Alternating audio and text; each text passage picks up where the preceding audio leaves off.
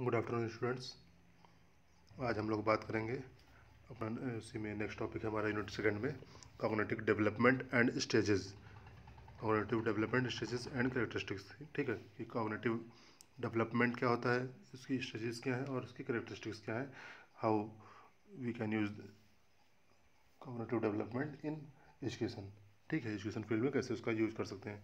तो सबसे पहले तो हमें पता होना चाहिए कि व्हाट इज़ डेवलपमेंट। ठीक है, तो डेवलपमेंट के बारे में हम लोग बात कर चुके हैं पिछली क्लास में कि डेवलपमेंट क्या है, ओवरऑल प्रोग्रेस को शो करता है ऑर्गेनिज्म में। ठीक है, कि टोटल क्या चेंज हो रहा है। ठीक है, और ये ऑर्गेनाइजेशन होता है और क्या होता है, ये हमेशा होता रहता है। ठीक है, from birth to death overall life में ये होता रहता है और ग्रोथ इसी का पार्ट होता है। ठीक है, और ये क्वालिटेटिव नेचर को मेज़र करता है। ठीक, डेवलपमेंट। अब ये तो हुआ डेवलपमेंट। नेक्स्ट हम उसी में बात करते हैं व्हाट इज़ कॉग्निटिव डेवलपमेंट। ठीक है, नेक्स्ट हम बात करते हैं इसी में व्हाट इज़ कॉग्निटिव डेवलपमेंट की। जब हम बात करते हैं तो सबसे पहले हम ये देखते हैं कि कॉग्निटिव डेवलपमेंट हमको बताता है कि मतलब किसी भी बच्चे की मतलब कोई भी बच्चा है तो उसका मेंटल प्रोसेस कैसे डेवलप हो रहा है। ठीक है, by birth, from birth to adulthood. ठीक है, बचपन से लेके एडल्टहुड तक उसका मेंटल प्रोसेस कैसे डेवलप हो रहा है, इस बारे में बात करता है कौन, कॉग्निटिव डेवलपमेंट। ठीक है, दैट इज़, इसका मतलब ये हुआ कि that is how children thinks, explore, figure out the things, development of knowledge, skills related to problem solving. ठीक है, तो इन सब चीज़ों के बारे में कॉग्निटिव डेवलपमेंट बात करता है। ठीक, देखिएगा ये क्या लिखा है यहाँ पे, cognitive development is the study of childhood neurological and psychological development. मतलब टोटल डेवलपमेंट की बात करता है। Specifically cognitive development is assessed based on the level of conception, perception, information processing and language as an indicator of brain development।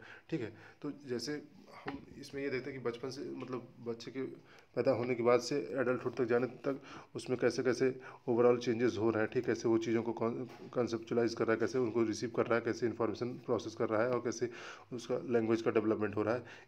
ठीक है, overall brain development के according. ठीक है, की बात हम किसमें करते हैं, कॉग्निटिव डेवलपमेंट में।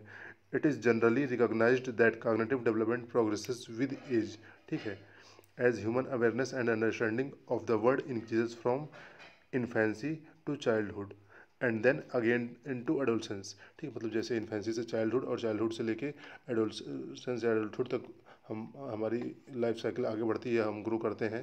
ठीक, तो उसी के अकॉर्डिंग हमारा कॉग्निटिव डेवलपमेंट भी होता रहता है। हमारी अंडरस्टैंडिंग, कंसेप्चुलाइजेशन और चीज़ों को समझने की जो एक्शन होती है।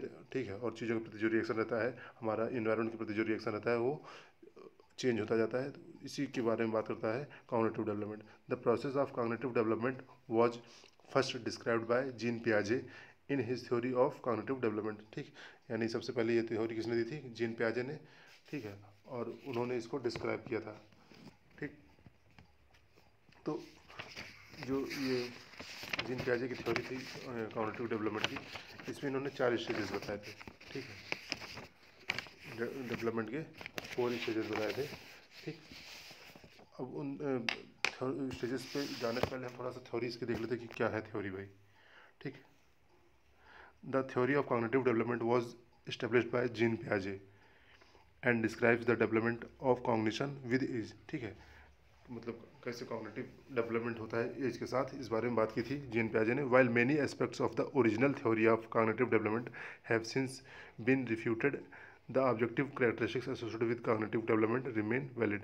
ठीक है, तो जो पहले थ्योरी थी कॉग्निटिव डेवलपमेंट से रिलेटेड, उन थ्योरीज को लेते हुए इन्होंने थ्योरी अपनी दी थी।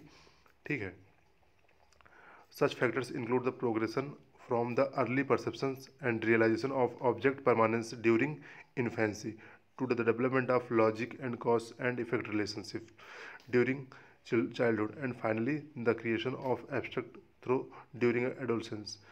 Recent theories in cognitive development have extended Piaget's original theory by using current scientific approaches in neuroscience and psychology.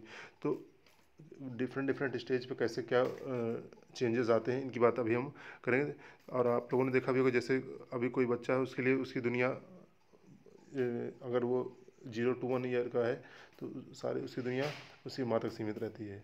ठीक, देन आफ्टर उसकी दुनिया जो आसपास 2-4 लोगों फैमिली मेम्बर्स होता है उनकी तो हो जाती है। फिर उसकी दुनिया जब वो 5 साल 6 साल 7 साल हो जाते तो अगल बगल के जो 2-4 लोग हैं उसके जो क्लोज नेबरहुड्स हैं उन तक हो जाती है। ठीक है, तो इसी तरह उसका डेवलपमेंट होता रहता है और चीज़ों को समझने के प्रति के लिए उसकी थिंकिंग और लॉजिकल थिंकिंग या रीजनिंग चेंज होती रहती है टाइम टू टाइम। ठीक है, तो 4 distinct stages of cognitive development, that is sensorimotor, preoperational, concrete operational and formal operational stages बताई गई हैं। ठीक है, 4 स्टेजेस बताई गई हैं। तो पहले स्टेज की अगर हम बात करें, द सेंसोरीमीटर स्टेज, ठीक, ये कब से कब मानी जाती है? Birth to 2 years. ठीक है, 0 to 2 ईयर्स इसको हम बोलते हैं। ठीक है, अब इसके करेक्टरिस्टिक्स पे जाने से पहले थोड़ा सा हम और चीज़ें देखते हैं। देखिए क्या होता है इस स्टेज में, द इन्फेंट्स जो होते हैं, ठीक है, और जो बहुत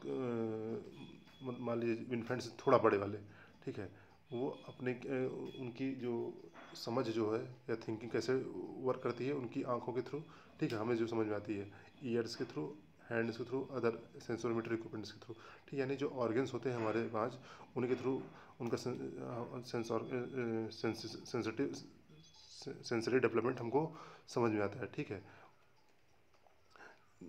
और जैसे कोई ऑब्जेक्ट है कि नहीं है उनके आसपास, ठीक है, या कोई चीज़ रियल में कि झूठ मूठ में, इन सब चीज़ों के बारे में ये सेंसोरीमीटर स्टेज में ही डेवलपमेंट होता है। और उसी के अकॉर्डिंग 0 to 2 ईयर में वो बच्चा चीज़ों को समझ जाता है कि हाँ ये परमानेंट है कि नहीं है, ये रियल नहीं है या रियल है। ठीक है, इन चीज़ों को बच्चा समझने लगता है। ठीक, आगे नेक्स्ट हम चलिए देखते हैं कि कैरेक्टरिस्टिक्स क्या क्या है main. The infant learns about the world through their senses and through their actions, moving around and exploring its environment. ठीक है, अपने सेंसेस के थ्रू, यानी जो सेंसरी ऑर्गन्स हैं हमारे 5 उनके थ्रू, और उनके थ्रू जो एक्शंस करता है उनके थ्रू अपने आसपास की दुनिया को समझने की कोशिश करता है और समझता है। During the sensory motor stage a range of cognitive abilities develop. ठीक है, कुछ कॉग्निटिव एबिलिटीज़ डेवलप होती हैं इस एज ग्रुप में। वो क्या क्या है? Object permanence, self recognisation, deferred imitation and representational play. ठीक है, जैसे क्या हुआ कि पहला इसमें दे रखा है ऑब्जेक्ट परमानेंस। जैसे मान लीजिए आपने यहाँ पे कोई खिलौना रखा है बच्चे के पास में आपने, ठीक है, और एकदम से आपने उस पर रुमाल डाल दिया और उसके बाद हटा दिया, रुमाल के पीछे से खिलौना हटा दिया। फिर जब हटा दिया तो जब रुमाल उसको दिखी तो उसको लगा कि नहीं बस अब वो नहीं है तो नहीं है, हाँ रुमाल ही है, खिलौना जैसी कोई चीज़ नहीं है। ठीक है, जब तक चीज़ मतलब सामने थी तब तक उसका अस्तित्व है, अदरवाइज नहीं है। ठीक, सेल्फ रिकॉग्नाइजेशन, उसको अपने का रिकॉग्नाइजेशन हो लगता है कि हाँ हमारी भी भूख है, हमारी भी यही प्रॉब्लम है, सिर्फ बट वो सिर्फ खुद तक सीमित रहता है। ठीक, जैसे उसको भूख लगी तो रोने लगा। ठीक, deferred imitation and next representational play.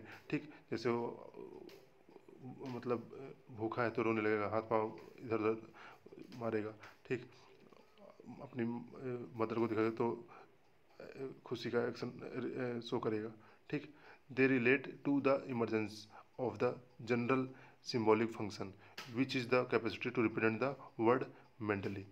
About 8 months of the infant will understand the permanence of object and that they will still exist even if they can't see them, and the infant will search for them when they disappear। जैसे मान लीजिए अब जब बच्चा 8 month का होने लगता है तो क्या होता है कि चीज़ें जो उसके आसपास नहीं है, ठीक है, मान लीजिए कोई चीज़ देखा और उसके बाद नहीं मिले तो उनको फिर खोजता है कि कहाँ गई। ठीक, अभी तक वो ऐसा नहीं करता, लेकिन आफ्टर 8 मंथ या 8 मंथ होते होते वो ऐसा करने लगता है। ठीक, नेक्स्ट स्टेज आती है द प्री ऑपरेशनल स्टेज। ठीक, जो 2 से 7 ईयर तक चलती है। इसको भी हम लोगों ने 2 पार्ट में डिवाइड किया है, एक प्री ऑपरेशनल, एक पोस्ट ऑपरेशनल स्टेज। ठीक है, इसी में इसको 2 पार्ट में डिवाइड करते हैं। तो जो प्री ऑपरेशनल होती है वो 2 से 4 तक होती है और 4 से 7 तक पोस्ट ऑपरेशनल स्टेज मानी जाती है। ठीक, तो इसमें क्या होता है कि जो जो हमारे अंदर डेवलपमेंट होता है 2 से 7 ईयर एज ग्रुप के बीच में, हमारे चाइल्ड्स के बीच में, चाइल्ड के बॉडी में या मेंटल डेवलपमेंट जो होता है, ठीक, उसकी बात प्री ऑपरेशनल स्टेज में करते हैं। तो इसमें सबसे मतलब जो नॉर्मल सा चेंज या डेवलपमेंट दिखेगा वो क्या होगा कि मतलब बॉडी में उसके विकास हो रहा है, ठीक है, और उसका मेंटल डेवलपमेंट भी हो रहा है, ये आपको ऑब्वियस रहेगा, दिखेगा, ठीक। जैसे कैसे मतलब वो उसकी वोकेबलरी बढ़ने लगेगी, ठीक, लैंग्वेज और अच्छी होने लगेगी, और चीज़ों के बारे में वो सोचने लगा, सिम्बोलाइज करने लगा कि ये ऐसी है तो ये ऐसी है। जैसे मान लीजिए आप फ़ोन यूज़ करते हैं तो वो भी फ़ोन जैसा कुछ पाएगा उससे सिमिलर, तो वो भी कान में लगाएगा, ठीक है। तो ये सिम्बॉलिक रिप्रेजेंटेशन करने लगता है।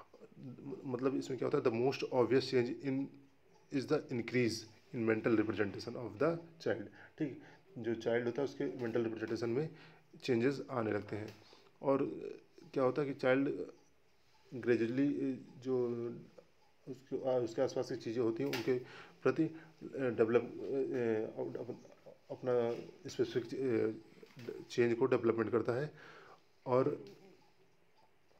उसकी लैंग्वेज में डेवलपमेंट होता है, कोई काम करने की एबिलिटी में डेवलपमेंट होता है, चेंजेस आते हैं। They are able to think operational through one direction, ठीक है। मतलब वन डायरेक्शन जो ऑपरेशंस होते हैं उनको समझ जाता है, बट रिवर्सिबल ऑपरेशंस जो होते हैं उनको वो नहीं समझ पाता है, ठीक है। और उसके लिए क्या रहता है कि जो चीज़ हमें अच्छी लग रही बस वही है, वही सही है, बाकी गलत है, ठीक है। मतलब उसको अपना ही पॉइंट ऑफ व्यू सही लगता है, अदर्स का पॉइंट ऑफ व्यू से उससे कोई लेना नहीं रहता, और उसको समझ में भी नहीं आता कि क्या है क्या नहीं है, ठीक।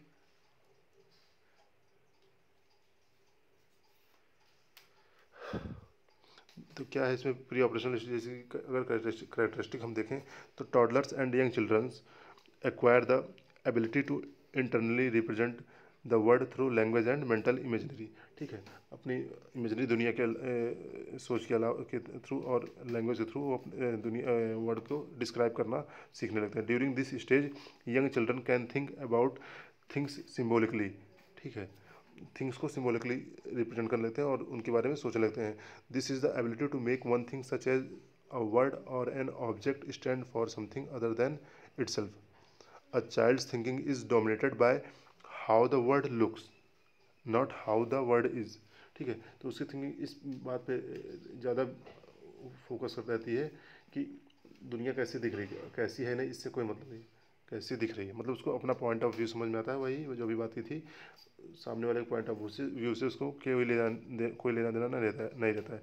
It is not yet capable of logical type of thought, यानी रीजनिंग और लॉजिकल थाट उसका डेवलप नहीं होता है, ठीक। Infants age at this stage also demonstrate animism, ठीक है। This is the tendency for child to think that non living objects have life and feeling like person, ठीक है। तो एनिमिज्म यानी जैसे मान लीजिए कोई बच्चा है तो उसके पास कोई टॉय है तो वो सोचता है इसमें भी जाने ही, तो उसको अपने फ्रेंड की तरह अपने पास पे सुलाएगा, ठीक है, ऐसे ट्रीट करेगा जैसे उसको भी भूख लगती है, उसको भी प्यास लगती है, जैसे खुद जो चीज़ उसके साथ हो रही है वही उसके जो टॉय है उसके साथ भी होती होगी, वो ऐसा समझता है, ठीक है। मतलब थिंकिंग डेवलप होती है बट लॉजिकल और रीजनिंग लेवल की थिंकिंग डेवलप नहीं होती है, ठीक। नेक्स्ट स्टेज आती है कॉन्क्रीट ऑपरेशनल स्टेज, ठीक, जो 7 to 11 ईयर्स होती है, ठीक है। इसमें क्या होता है कि बच्चा जो है कंक्रीट प्रॉब्लम्स को सॉल्व करने में के एबल हो जाता है, ठीक है, और रिवर्सिबिलिटी के कॉन्सेप्ट को समझ जाता है, ठीक, और चीज़ों को सीखने लगता है, ठीक, उनके कॉन्सेप्ट के थ्रू, उनके बिहेवियर के थ्रू चीज़ों को सीखने लगता है। क्या है इससे करेक्टरिस्टिक्स हम ये देखते हैं, the major characteristics and developmental changes in concrete operational stages are during this stage children begin to thinking logically about concrete events, ठीक है। जो चीज़ें हो रही हैं उसके आसपास चेंजेस आ रहे हैं, ठीक है, उनके प्रति वो लॉजिकल थिंकिंग डेवलप कर लेता है। Children begin to understand the concept of conservation, understanding that although things may change in appearance certain properties remains the same, ठीक है।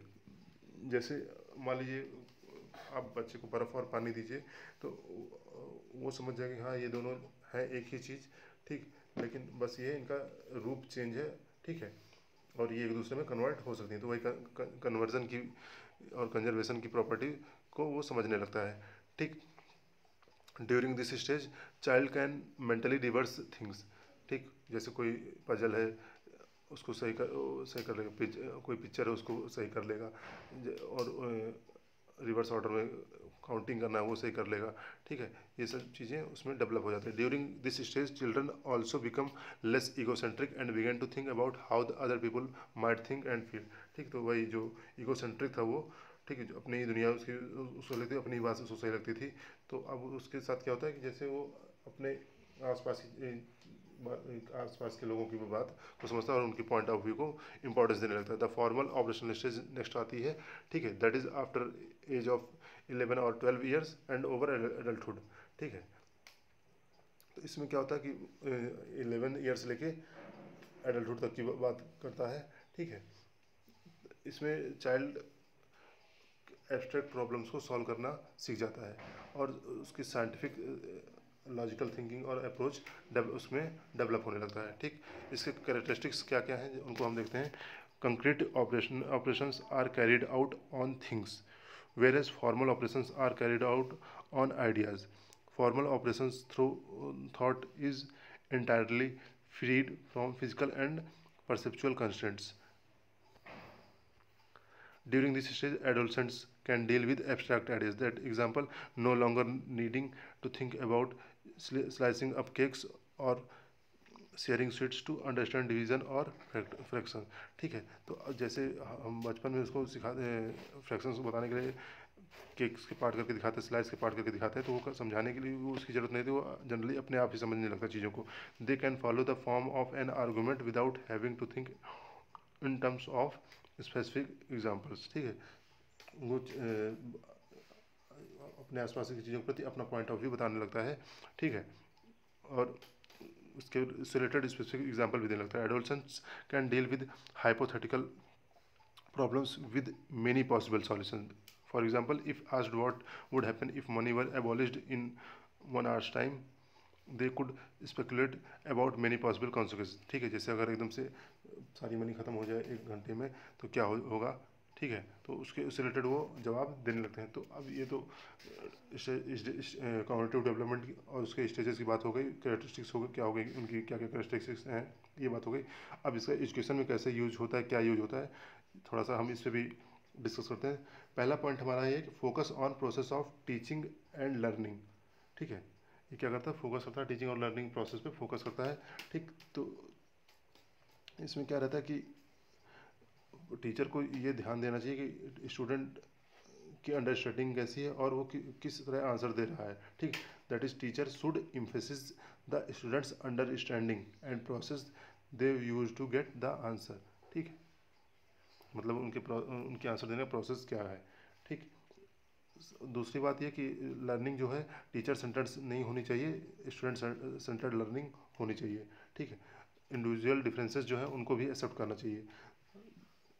मतलब ये कि टीचर जो कुछ भी क्लासरूम में एफर्ट करे टीचिंग लर्निंग प्रोसेस के लिए, वो किसी पूरे क्लास ग्रुप के लिए सेम ना हो, एक इंडिविजुअल के लिए के अकॉर्डिंग हो या इंडिविजुअल ग्रुप्स के अकॉर्डिंग टीचिंग लर्निंग प्रोसेस से रिलेटेड उसके एफर्ट हो, ठीक है। That is teacher must make special effort to arrange classroom activities for individuals and group of childrens rather than whole class group, ठीक है। मतलब या तो एक इंडिविजुअल के लिए या क्लास ग्रुप के एक क्लास ग्रुप के लिए का अलग एफर्ट रखे, ना कि पूरी क्लास के लिए सेम एफर्ट रखे।